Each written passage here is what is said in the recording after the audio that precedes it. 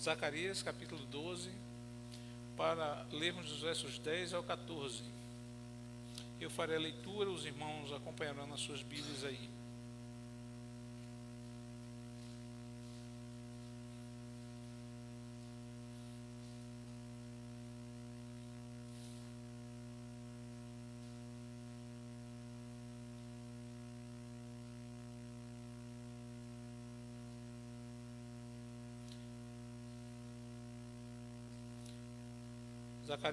Zacarias capítulo 12, versos do 10 ao 14. Eu farei a leitura mais uma vez, os irmãos acompanharão a leitura do texto sagrado aí nas suas Bíblias.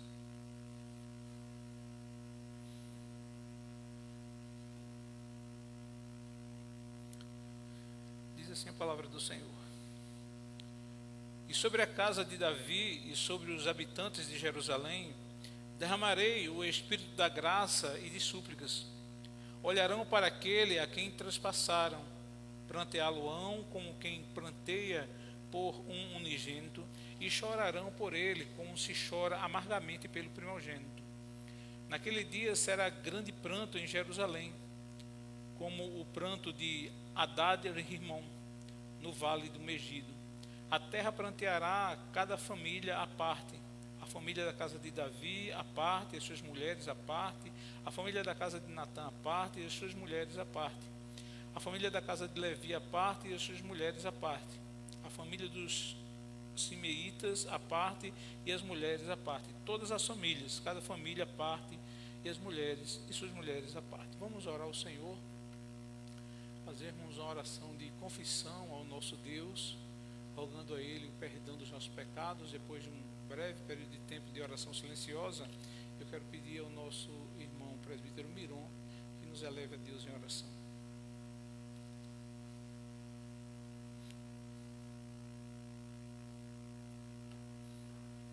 E logo após o hino de número 200, nosso cenário.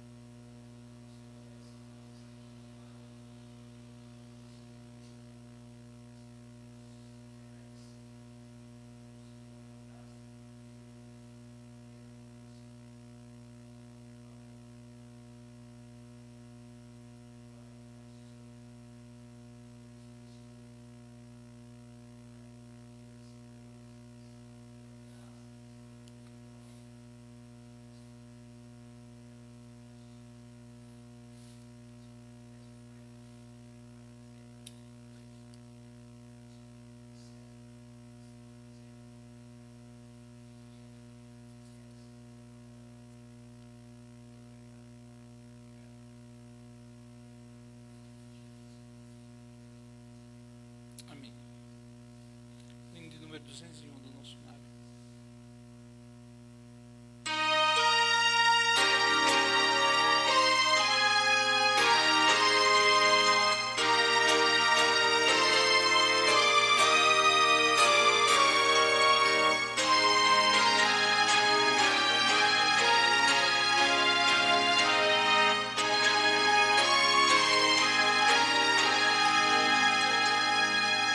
Mostre sua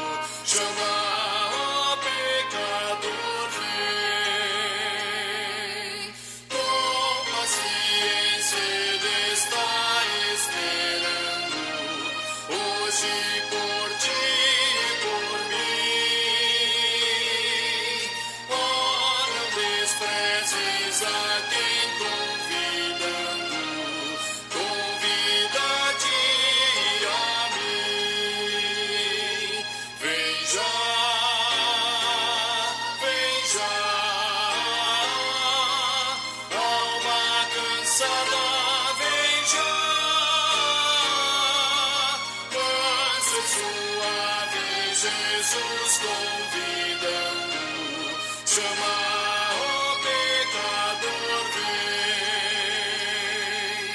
O tempo corre, as horas passam por ti e por mim.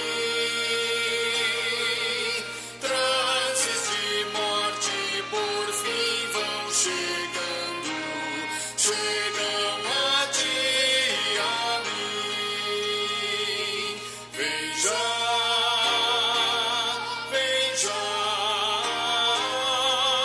alma cansada, vem já. Manso e suave, Jesus convidando, chama o pecador, vem.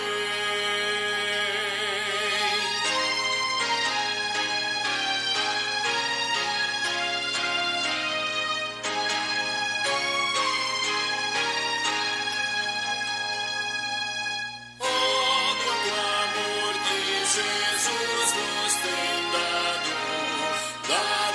a ti e a mim. Eis que foi morto, foi crucificado, morto por ti e por mim. Vem já,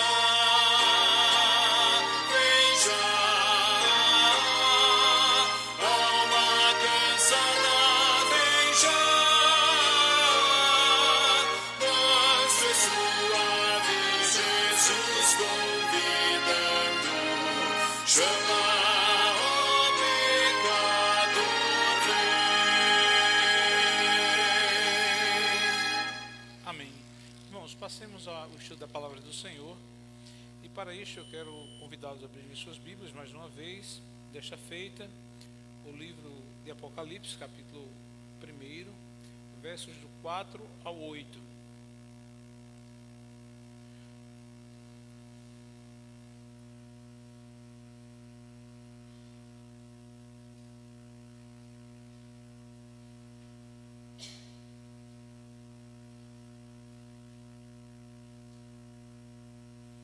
João capítulo 1, versos do 4 ao 8. João não, Apocalipse de João. Diz assim a palavra do Senhor. João, às 7 igrejas que se encontram na Ásia, graça e paz a vós outros daquele que é, que era e que há de vir, da parte dos 7 Espíritos que se acham diante do seu trono, e da parte de Jesus Cristo, a fiel testemunha, o primogênito dos mortos e o soberano dos reis da terra, aquele que nos ama e pelo seu sangue nos libertou dos nossos pecados e nos constituiu reino, sacerdotes para o seu Deus e Pai, e a ele a glória e o domínio pelos séculos dos séculos. Amém.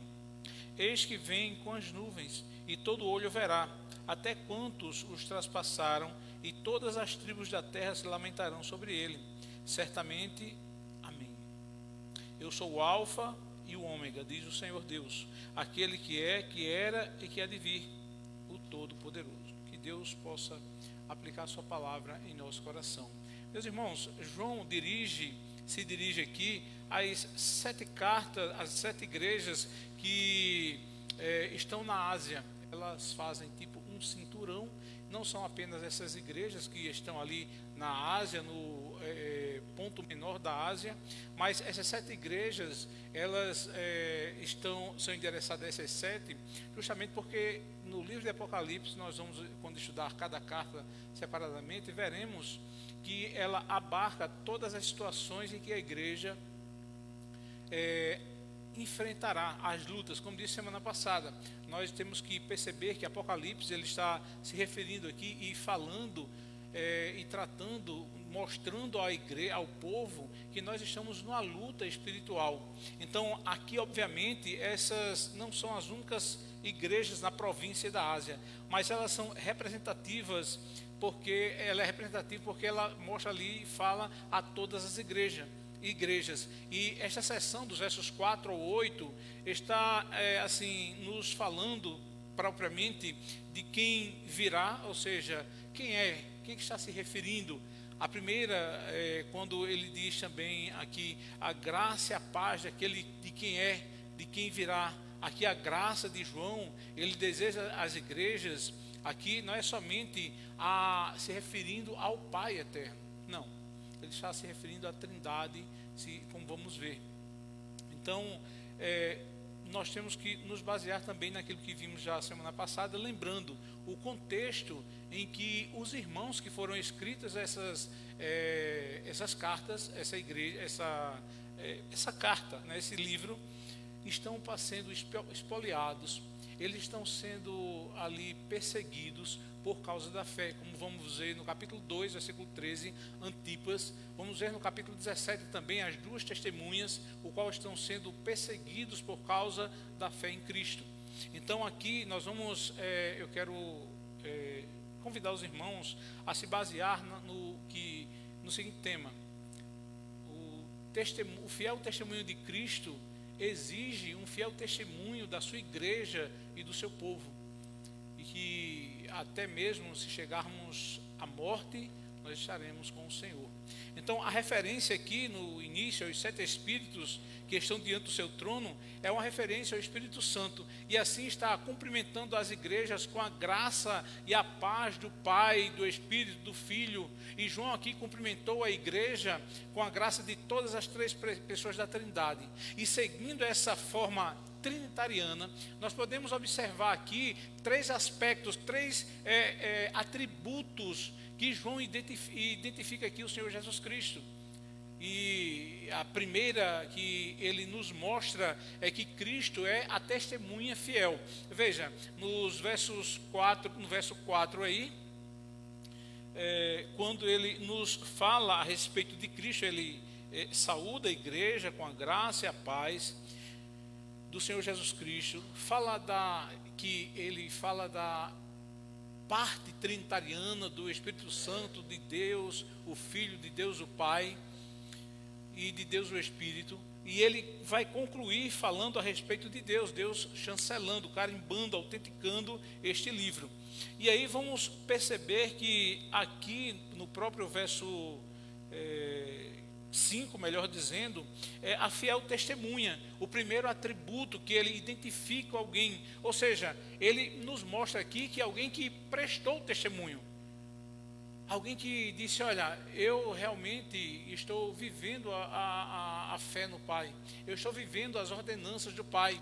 E o próprio texto nos fala que o próprio João, ele é uma testemunha, ele foi também mártir, ele foi perseguido por causa da fé no nosso Senhor Jesus Cristo. Tanto é que ele está preso na ilha de Patmos. E não para por aí, tiveram também outras descrições, como falei agora há pouco, de Antipas, no capítulo 2, versículo 13, o qual foi a fiel testemunha de Cristo, morrendo, estando morto ali. Veja, como é que essas testemunhas de Cristo, não é uma testemunha como as pessoas geralmente chegam e dizem: olha, eu ganhei um carro, eu vou dar um testemunho, eu vou falar.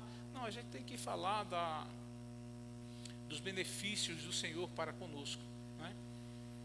E eu quero dizer que tem também a forma negativa, como nós somos mortos, perseguidos, que é justamente isso que estamos vendo aqui, que os cristãos estão mortos. Antipas e as suas 2 testemunhas, que, por favor, alguém pode ler aí, Apocalipse capítulo 11, versículo 3 e versículo 7.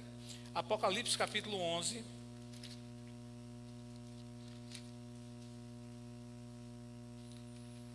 porque geralmente nós achamos que, olha, eu estou em Cristo, é uma maravilha, e pensa que estar no Evangelho é para o benefício e resolver todos os seus problemas e viver nos exórdios. Não.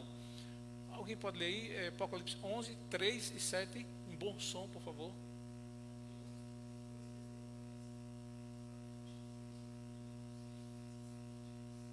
Vestidos de pano e saco. Verso 7. Quando tiverem, então, concluído o testemunho que devem dar, a besta que surge do abismo pelejará contra elas, e e as vencerá e matará. Isso. Então, essas testemunhas, o próprio Senhor, ele vai entregar, eles vão ser vencidos parcialmente e inicialmente. No entanto, a testemunha fiel do seu povo, eles seguem prestando testemunho. E a segunda maneira pela qual o Cristo é identificado aqui, veja, primeiro vimos Cristo, o seu testemunho, né? E agora ele é identificado como o primogênito dos mortos. Olhe para o texto no verso 5, quando ele diz assim, do capítulo 1, quando ele diz o primogênito dos mortos. E aí nós ficamos pensando, como é o primogênito dos mortos? Aqueles que primeiro aquele que primeiro foi ressuscitado. Aí você olha e vai ler no livro de Mateus que Cristo ressuscitou alguns, não foi? Lembram que Lázaro é um deles? E o que é que ele está falando aqui? Que tipo de ressurreição é essa?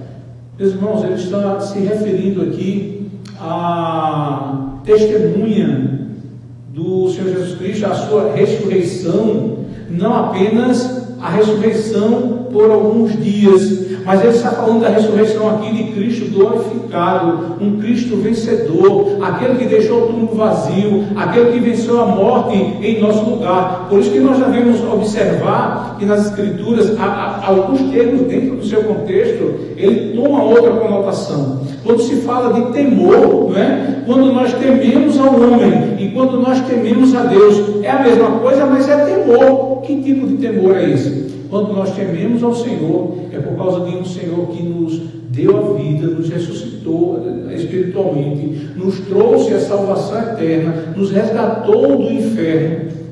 E aí nós devemos temer a Ele como um Senhor bom, é um temor positivo. Mas temer aos homens, então por que devemos temer aos homens? Do que pode fazer o homem a nossa vida, ao nosso respeito? O máximo que ele pode fazer é nos matar, como está aqui no livro do Apocalipse. Mas a nossa vida estará perpetuamente com Cristo. Então Cristo é aqui o primogênito dos mortos. Ele aqui não foi apenas uma ressuscitação corporal. Ele ressuscitou no corpo glorificado. E no capítulo 20, versículo 4, indica que até aqueles que são fiéis a Cristo, eles serão ressuscitados dentre os mortos. Por favor, abra aí, por favor, Apocalipse capítulo 20, versículo 4. Apocalipse capítulo 20, versículo 4, que diz assim: vi também tronos, e nestes sentaram-se aqueles aos quais foi dada a autoridade de julgar.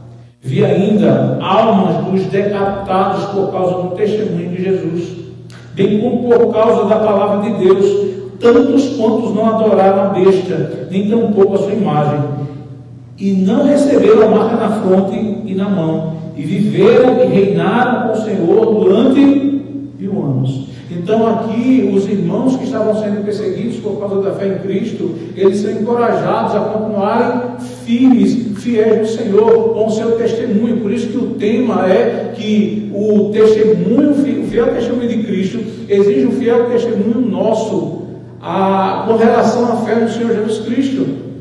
E nós não podemos abrir mão dessa marca indelével que é ser cristão.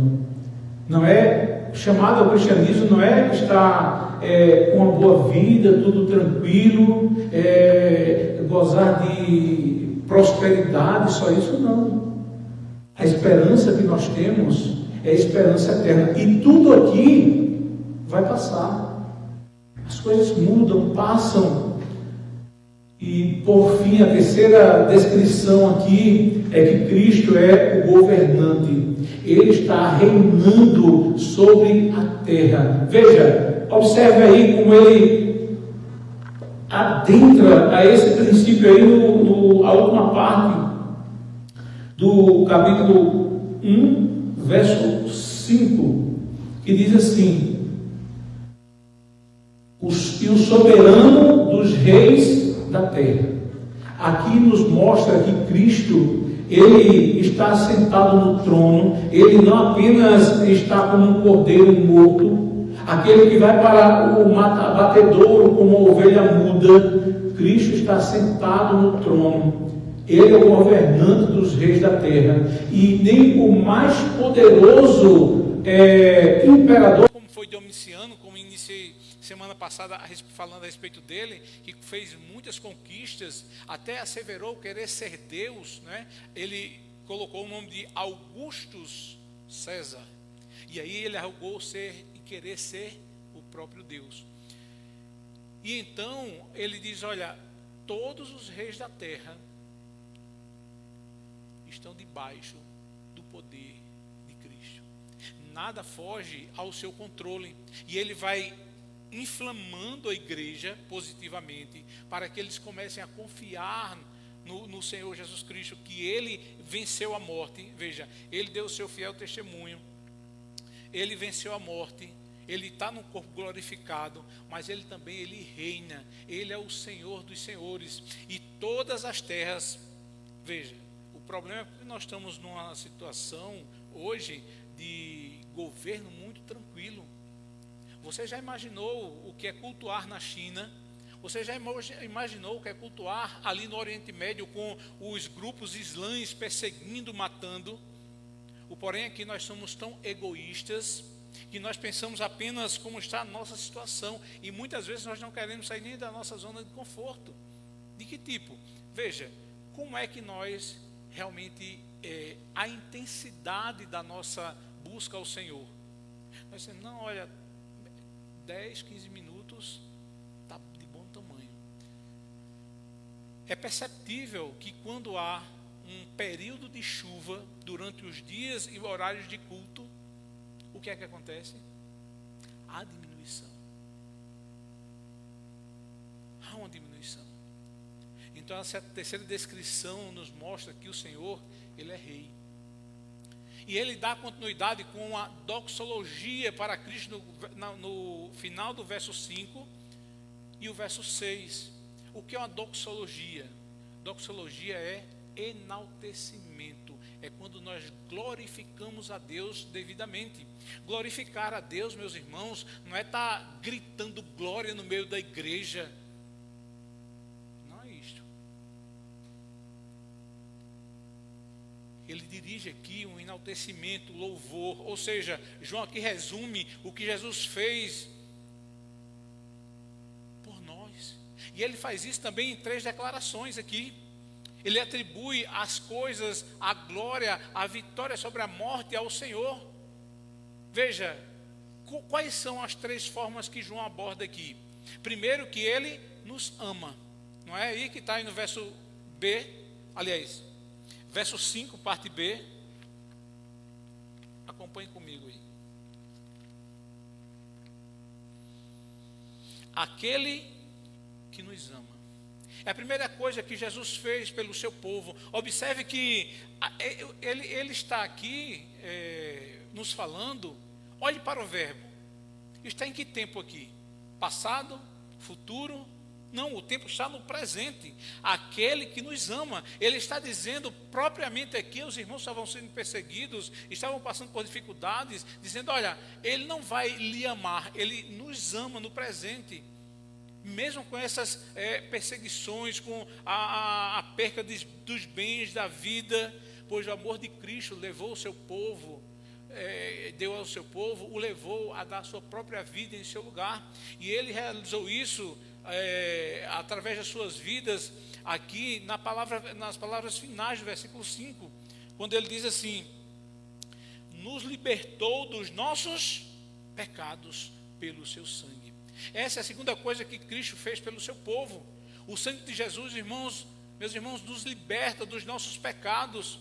O sangue de Cristo nos liberta do sentido da morte, das agarras da morte. Ele cancela o escrito de dívida que tinha sobre nós. E ele nos substitui, ou seja, aquilo que era a nossa obrigação, a dívida que tinha para com o Pai, ele paga em nosso favor. E aqueles que pecam, por quê? Porque aqueles que pecam merecem morrer. Não é assim que diz o profeta Ezequiel? a alma que pecar certamente morrerá. Mas e o que é a morte? A morte é a separação absoluta de Deus. Ele está falando aqui de morte eterna. E Jesus morreu a morte a nossa morte, para que o seu povo pudesse se reconciliar com Deus e ter vida eterna e poder viver. Porque a morte de Jesus Cristo, meus irmãos, foi uma ação penal substitutiva. A palavra penal aqui aponta para o fato de que ele pagou a nossa penalidade. Qual era a pena? A pena era de morte, e morte eterna. E aqui a substituição significa que ele morreu no lugar do seu povo. Ele nos substituiu. Ele expiou os nossos pecados. Ou seja, a expiação nos remete, ou seja, teologicamente essa palavra expiação tem um sentido de ser reconciliado com Deus. Nós éramos inimigos do Senhor. Por quê? E quem fez isso? Os nossos pecados. Não é isso que diz o profeta Isaías? Por favor, alguém pode ler aí Isaías capítulo 59, versículo 2?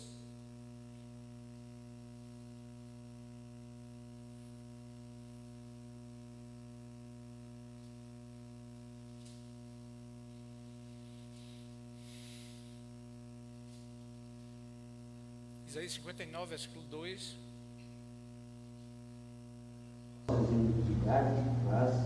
Fazem separação entre vós e o vosso Deus, e os vossos pecados encobrem o seu rosto de vós, para que vos não ouçam. Nós, quando lemos e ouvimos Isaías 59, dizendo que os nossos pecados fazem separação entre nós e o nosso Deus, é uma palavra de grande pesar, porque somos pecadores. Mas ao mesmo tempo, quando ouvimos o texto aqui nos dizendo que ele nos libertou dos nossos pecados, que ele realmente expiou, que ele nos substituiu, é uma palavra de grande bálsamo e alegria. Por quê? Porque nós teremos vida eterna com o Senhor. Nós estamos libertos, nós estamos reconciliados com o Senhor. Por isso que nós não tememos de entrar na presença de Deus, por causa do sangue mediador de Cristo. Mas o Senhor Jesus Cristo apenas não nos libertou dos nossos pecados, mas Ele nos libertou da escravidão do pecado. Veja, Ele nos libertou do nosso pecado, das amarras. Veja o verso 6, que diz assim: e nos constituiu reino.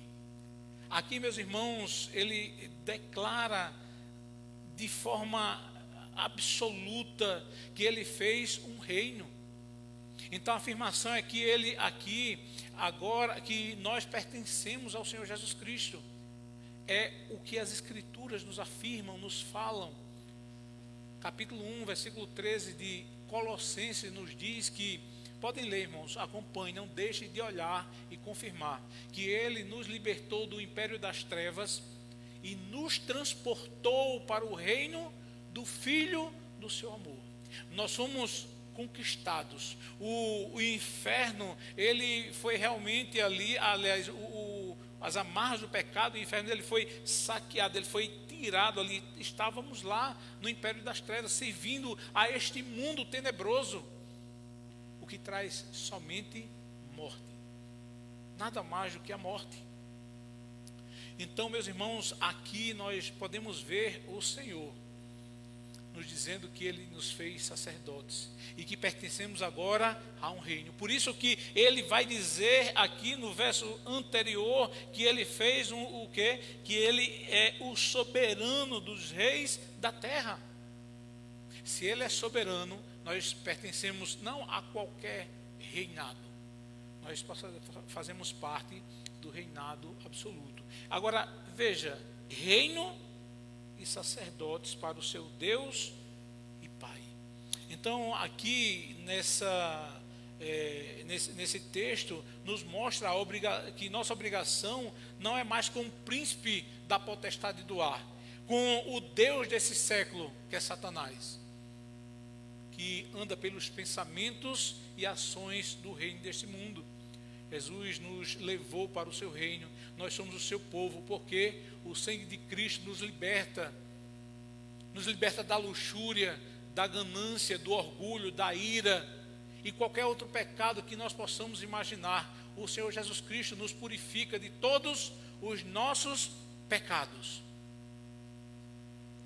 Por isso que o sangue de Cristo quebra o poder do pecado sobre nós. Veja, nós estamos numa situação em que ainda temos resquícios do pecado em nós, e que não são poucos. Estamos no processo de santificação, mas o Senhor dará cabo de todo esse processo. Ele nos aperfeiçoará. Por isso que o reino de Cristo não pode ser vencido por nenhum poder humano. É essa a nossa confiança, essa é a nossa esperança. O reino de Cristo não pode ser vencido. Eu quero citar aqui Diogueto, sobre o modo como os cristãos dessa época de perseguição aqui estavam conversando e mandaram uma carta para ele, que ele diz assim: você não vê como os cristãos são lançados às bestas selvagens e para fazê-los negar o Senhor, e ainda assim eles não negam a Cristo? Já imaginaram isso?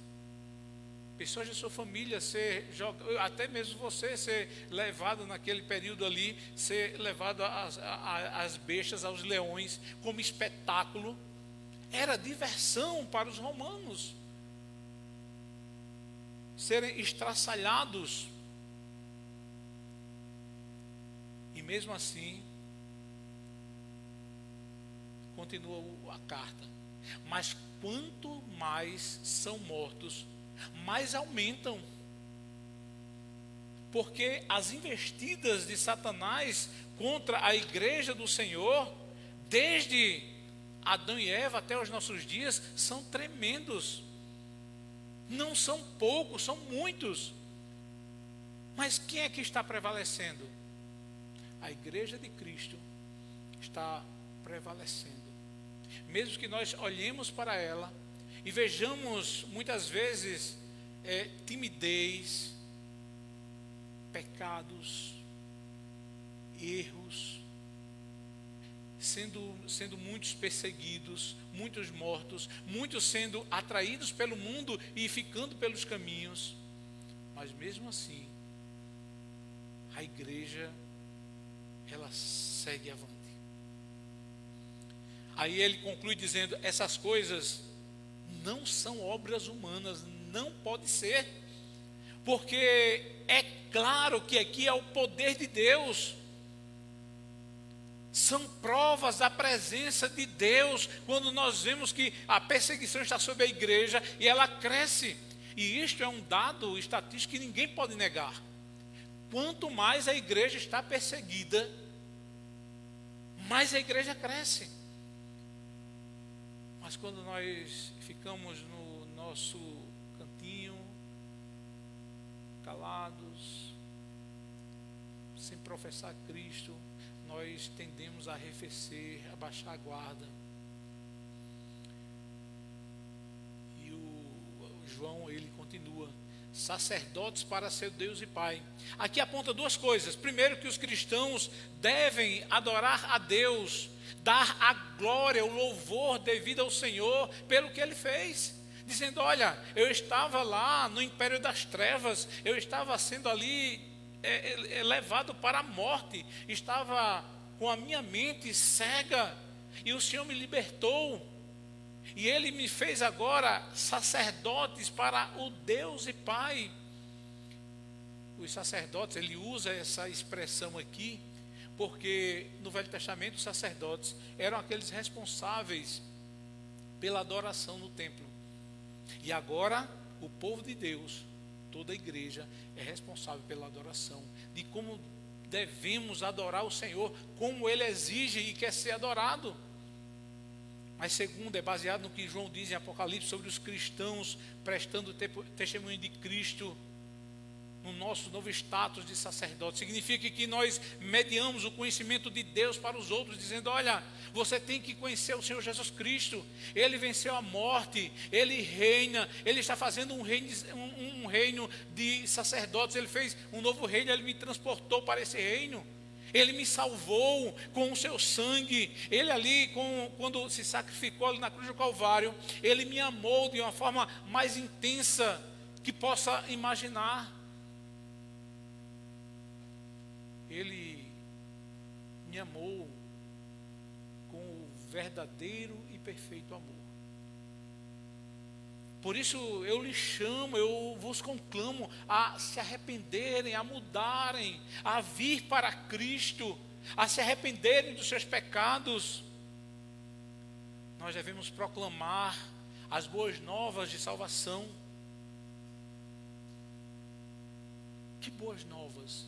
É que Cristo apresentou Cristo como propiciação pela fé. Ele colocou Cristo como seu cordeiro. Isso significa, meus irmãos, e temos que afirmar isso, que todos aqueles que invocam o nome do Senhor será salvo. Não é isso que diz lá em Romanos capítulo 10, versículo 13? Aqueles que invocam o nome do Senhor. Agora, o que é invocar o nome do Senhor? É só dizermos que somos cristãos, isso basta? Não, meus amados. Não basta isso. Nós temos que bendizer ao Senhor com a nossa vida. E João, ele, aí no final do verso 6, ele conclui esse verso 6, mais uma vez com uma doxologia. Ele enaltece, veja, como é que você enaltece e glorifica o Senhor? Veja, a Ele seja a glória e o domínio para todo o sempre, ou eternamente. Amém. O Senhor está no domínio para todo o sempre. Nunca saiu do controle dele. Nunca as coisas saíram do seu controle. E nós muitas vezes tememos, porque geralmente nós dizemos: olha, a coisa está apertada, está difícil. Quando nós caímos, pecamos, aí a gente diz: olha, porque é muito difícil, eu não aguentei. Nunca diga isso. Porque quando nós dizemos que nós fazemos algo e dizemos: não, porque estava muito difícil, é quando nós queremos dizer que está além do nosso alcance. E nós estamos dizendo que Deus é infiel. Abram aí suas Bíblias, 1 Coríntios capítulo 10, versículo 13.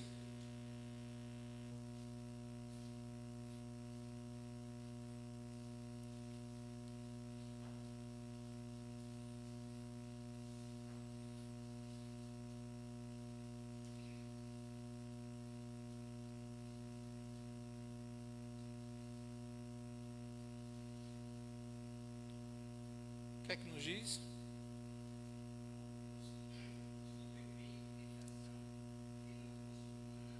Mas Deus é fiel e não permitirá que sejais tentado além das vossas forças.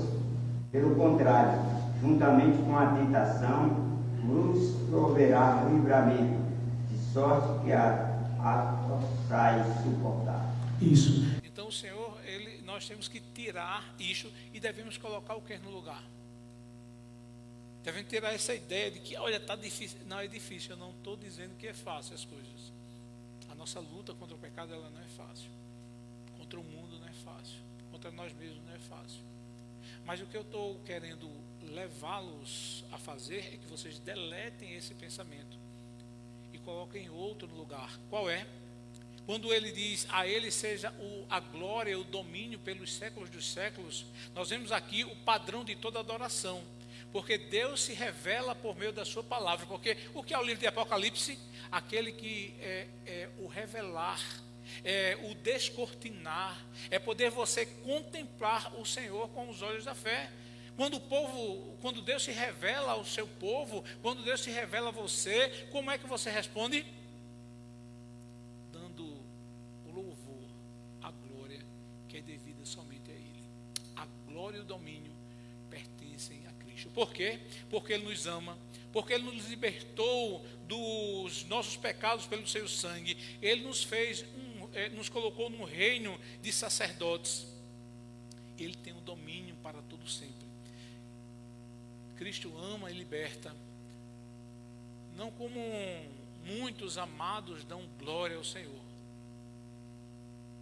mas a glória deve ser dada com a nossa entrega ao Senhor, como um culto. Não é isso que diz Paulo aos Romanos?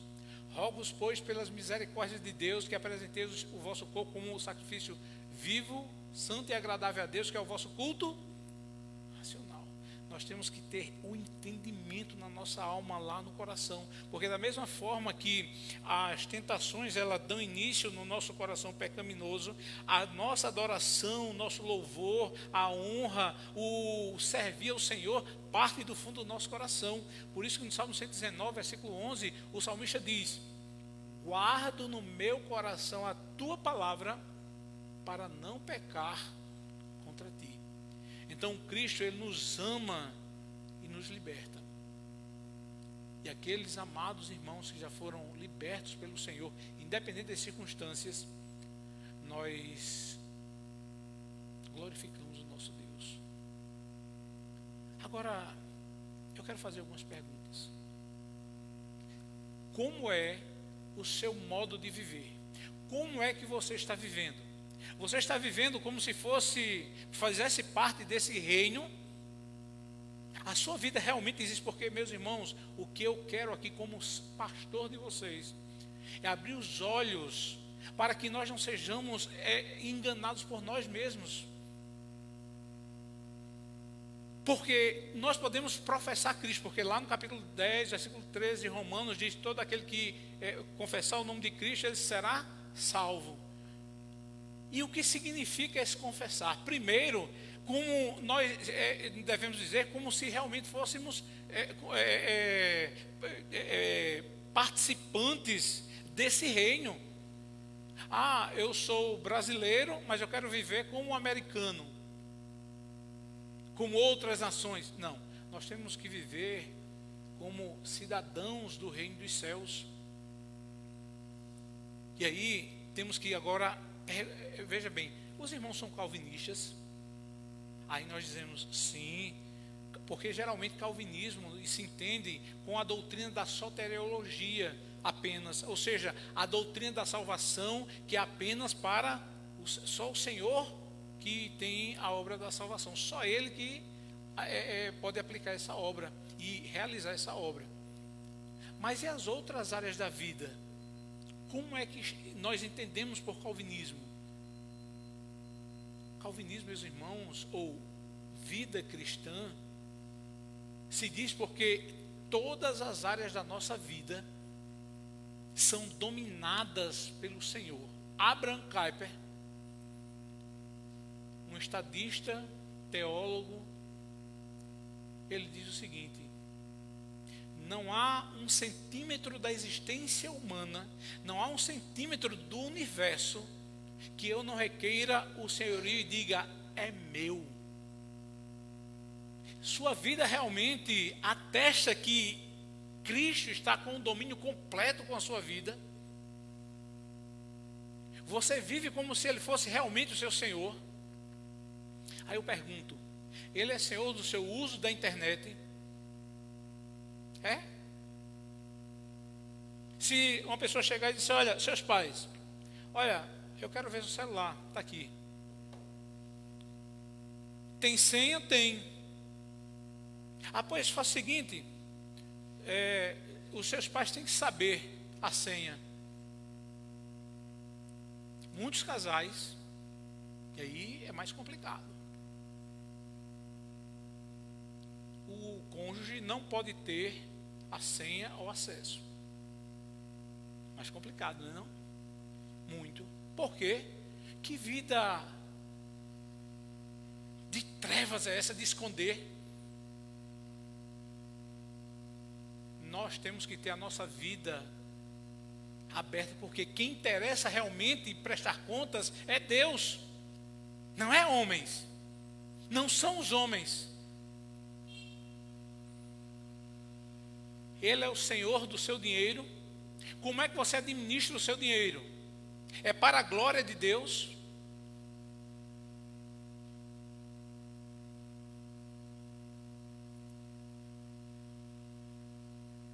Ele é o Senhor sobre suas conversas, sobre os seus diálogos. Ele é o Senhor? Você tem realmente levado muitos a conhecer o Senhor Jesus Cristo? Sua vida realmente anuncia que Jesus Cristo, a Cristo é pertencente à glória e o domínio? Porque uma coisa flui das outras, meus irmãos. Aqueles que mais conhecem a Deus têm mais motivos para adorar. Para que essas respostas sejam um sim, dizendo: olha, a minha vida ela pertence ao Senhor. A minha vida realmente glorifica o meu Deus. Ela testifica que Cristo é Senhor da minha vida em todos os aspectos. É isso que eu quero que vocês não se enganem. Porque o tempo está próximo, Cristo está voltando, a coisa é iminente. Você pode morrer hoje, amanhã, daqui a uns minutos, e você ir para o inferno. Você tem que se alertar, você tem que arrepender-se, você tem que viver para o Senhor. Você tem ciência de quem é Cristo, você tem glorificado e proclamado isso. É assim? Se sim, amém. Você foi realmente libertado dos pecados? Ou você acaricia você esconde, você vive ali nas entrelinhas? Eu quero concluir com uma pergunta. Essa daqui, concluir essa primeira parte. A sua vida testifica que você faz parte do reino de Satanás ou do reino de Deus? Você pode dormir e estar perante o tribunal de juízo de Deus. Por isso, alerto todos vocês, como o Senhor alertou a mim primeiro ao estudar isso aqui. Por isso, se você ainda vive no reino, como se estivesse no reino das trevas, mas você diz: Senhor, pastor, eu já confessei a Cristo, tenho certeza da minha salvação. Então peça que Ele liberte, que Ele transforme, que Ele alinhe a sua vida como um verdadeiro cristão, não vivendo uma dualidade. Se você ainda não teve encontro com Cristo, você tem que se arrepender e confessar a Cristo. Invoque, você será salvo. Confie nele, somente nele. E sabe por quê, meus irmãos? Eu quero dar continuidade aqui no verso 7, porque a vinda de Cristo está muito em cima, está muito próxima. A urgência da necessidade de se reconciliar, de viver uma vida para Deus, com a fé em Cristo, é anunciado aqui no versículo 7. Veja, leia comigo aí o verso 7, acompanhe aí, que diz assim: eis que vem com as nuvens, e todo olho verá, até quantos os traspassaram, e todas as tribos da terra se lamentarão sobre ele, certamente. Amém. Então aqui, meus irmãos, muitos vivem como se Cristo ainda não tivesse nem vindo a primeira vez. Eles têm uma ideia errônea a respeito de Cristo. Qual a ideia errônea? Que eles tinham em mente que o Senhor Jesus Cristo veio exclusivamente para libertar apenas Israel. Ele não veio como o servo sofredor e também virá como aquele conquistador. Veja a ideia, Lucas capítulo 23.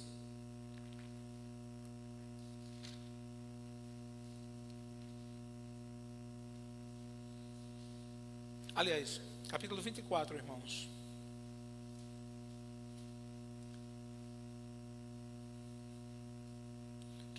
A partir do verso 18, que diz assim: porém chamado, todos encontraram? Lucas 24, a partir do verso 18.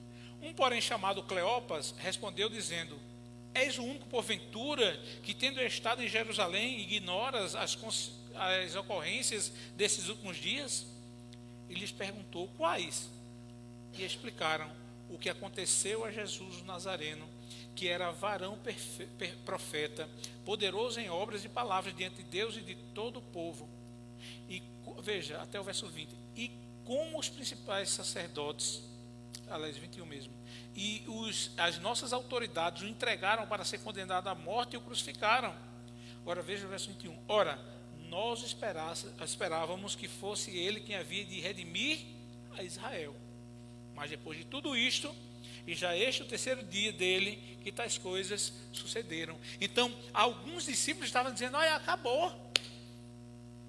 Ele não era aquele que era lá do Velho Testamento. Mas qual era o grande problema? Ele aqui está realmente falando a respeito, João está citando, João aqui em Apocalipse, está citando o profeta Daniel, que nós lemos no verso 13, quando ele diz que Cristo virá pelas nuvens. E aqui, que o problema é que as pessoas não aceitam a Cristo. Por quê? Porque muitos se lamentarão. Veja o verso 7. A última parte diz assim: e todas as tribos da terra se lamentarão sobre ele certamente. Amém. Nós temos uma visão correta do Cristo crucificado, mas ressurreto. Nós temos a ideia correta do Senhor. Aqui, quando ele também cita Zacarias, ele diz que, e nós lemos também, Zacarias capítulo 12, versículo 10, que Cristo ele vem como um servo sofredor, mas também como um servo conquistador. Então eles negligenciaram as profecias a respeito de Cristo. E ele vem, mas muitos se lamentarão. Que lamento é esse? Esse texto, quando nós vamos ver o Velho Testamento colocado no grego, nós vamos perceber aqui que esse lamento é o mesmo termo utilizado para o lamento daqueles que perderam o seu primogênito, de trevas medonhas. É isso que o Senhor fala. E por isso que o próprio apóstolo Paulo diz que o que estava oculto no Velho Testamento, ou seja, o que foi profetizado lá, foi revelado aqui. Leia comigo aí ainda, Colossenses capítulo 1, versículo 26.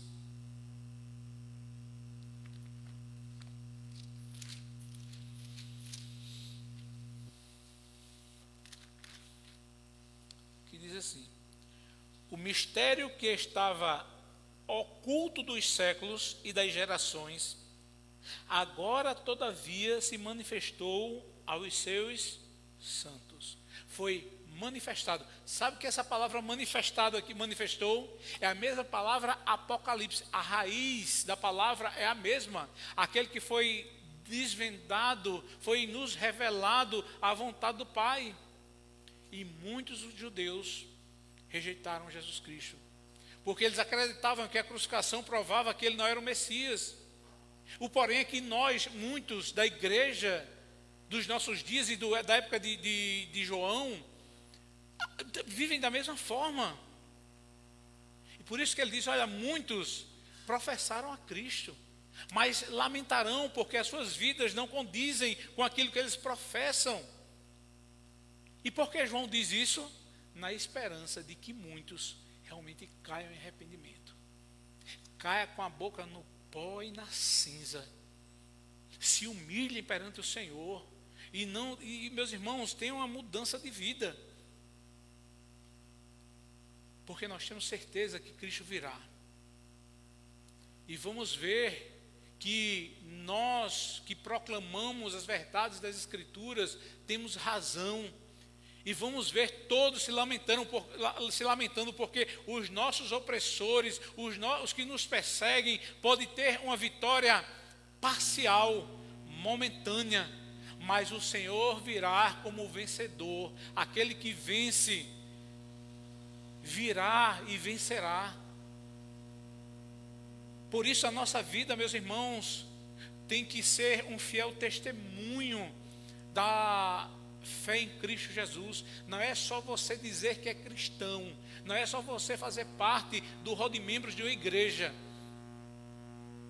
é nós irmos muito mais além. É ter um compromisso real, uma devoção real e uma servidão real ao Senhor Jesus Cristo. Porque, veja as últimas palavras aí no verso 8.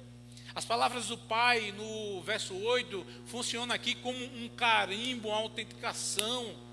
Hoje temos um órgão chamado Inmetro. Se você quiser saber realmente se a coisa é válida, não é? Tem que ter o selo do Inmetro.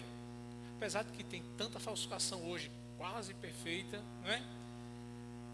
E aqui podemos ver que ele se apresenta como o alfa e o ômega, ou seja, ele é o começo e o fim, o primeiro e o último.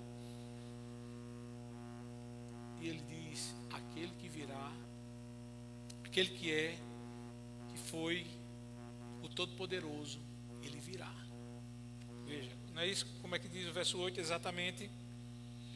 Eu sou o alfa e o ômega, diz o Senhor, aquele que é, que era e que há de vir, o Todo-Poderoso. Deus é sempre eterno, eterno e onipresente, e não há como escapar do Senhor. E Ele, como é o soberano da terra, Ele pedirá contas da nossa vida ao Senhor.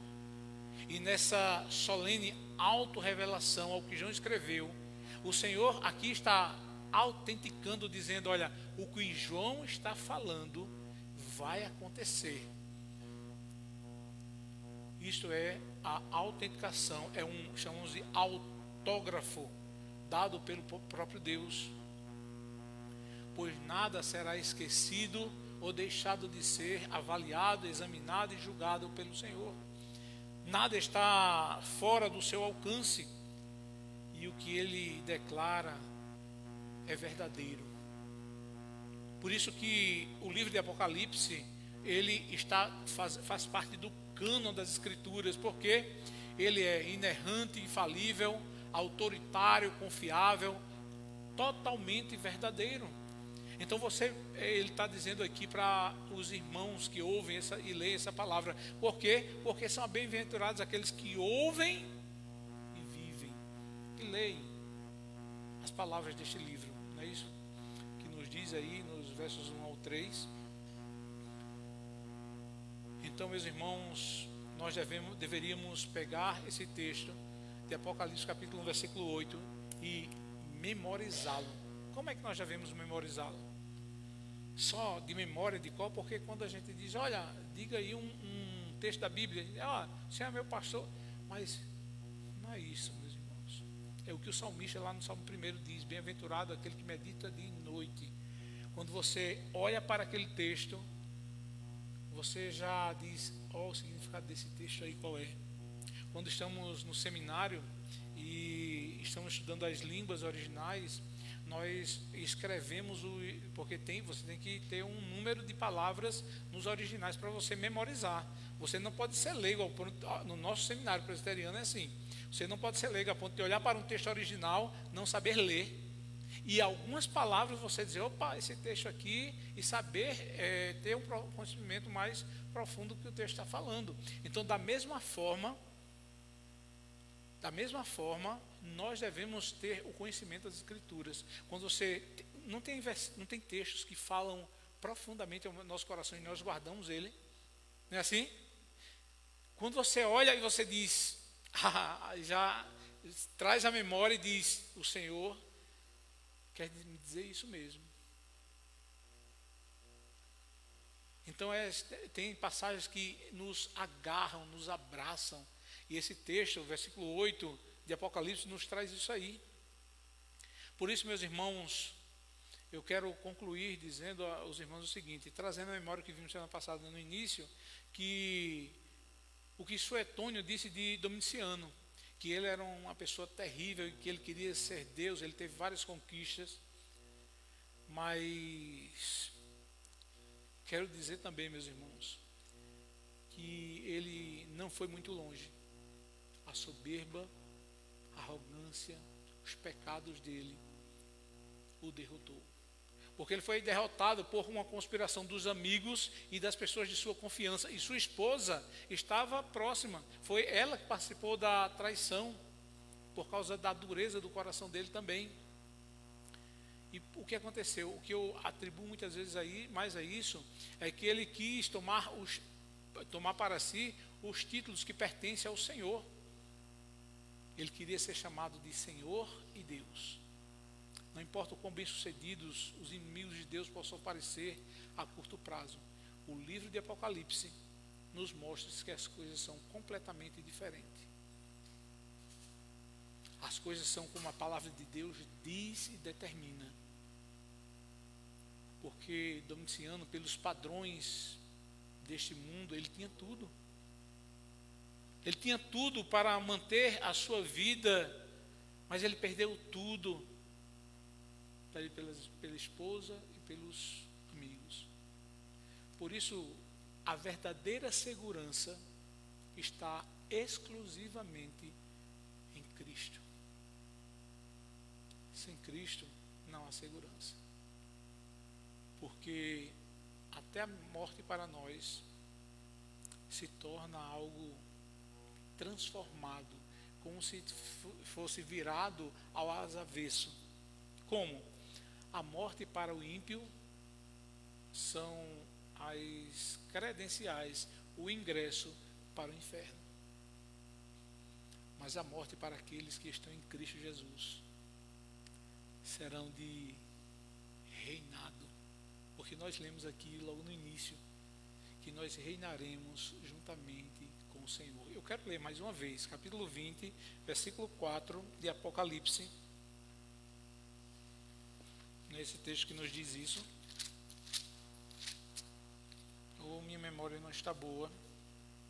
Vi também tronos, e nestes sentaram-se aqueles aos quais foi dada a autoridade de julgar. Vi ainda almas dos decapitados por causa do testemunho de Jesus, bem como por causa da palavra de Deus, tantos quantos não adoraram a besta, nem tampouco a sua imagem, e não receberam a marca na fronte e na mão, e viveram e reinaram com Cristo durante 1000 anos. A vida aqui é passageira. Os prazeres deste mundo é tudo ilusão. Por isso, alerto a todos nós da importância, da urgência de vivermos como realmente cidadãos do reino dos céus. Por isso, meus irmãos, não deixe para amanhã. Por quê? Porque Cristo, veja, Domiciano, ele perseguiu os cristãos por causa de Cristo, mas ele perdeu tudo por causa dos seus amigos. Mas Cristo, prestem bem atenção, mas Cristo, ao dar a vida pelos seus amigos, foi exaltado. Porque não há prazer maior para o Senhor do que dar a vida pelos seus amigos. Não é isso que diz João capítulo 15, versículo 13? Sim. Ele deu a vida por nós. E com isso, ele, paradoxalmente aqui, ele ganhou tudo. Ele foi ressuscitado pelo Pai dentre os mortos, pelo poder do Espírito Santo, e deu o nome que está acima de todo o nome. Meus irmãos, nós temos que ler mais Apocalipse, nós temos que aprofundar mais. Nós teríamos que memorizar todo este livro, sabendo, entendendo o seu real significado. Que o Senhor nos abençoe, que o Senhor aplique sua palavra ao nosso coração. Eu quero abrir aqui a oportunidade para os irmãos, para aqueles que querem fazer alguma pergunta, tirar alguma dúvida, alguma contribuição. Por favor, meus irmãos.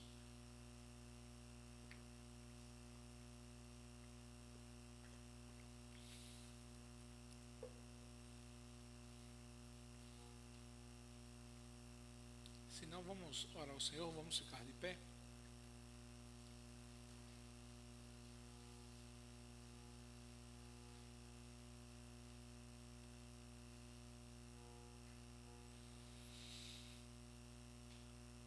Soberano Deus, Pai eterno e bendito, eu te louvo, Senhor, por tua palavra, por teu Filho Jesus Cristo, porque Cristo nos amou, porque Cristo deu fiel testemunho a nosso favor, porque Ele nos substituiu, porque Ele nos deu vida eterna. E, ó Deus, que a nossa vida seja uma doxologia, um enaltecimento, um louvor, um glorificar a Deus, não apenas, ó Senhor, com as nossas palavras, mas que verdadeiramente Cristo seja o soberano sobre toda a nossa vida. É esta a minha oração no nome do teu Filho, Jesus Cristo, aquele que vive e reina para todo sempre. Amém. Meus irmãos, Deus abençoe no nome do Senhor Jesus Cristo. Amém. Então até domingo pela manhã, com a graça do nosso Deus, na Escola Bíblica Dominical, e à noite. Deus abençoe, irmãos.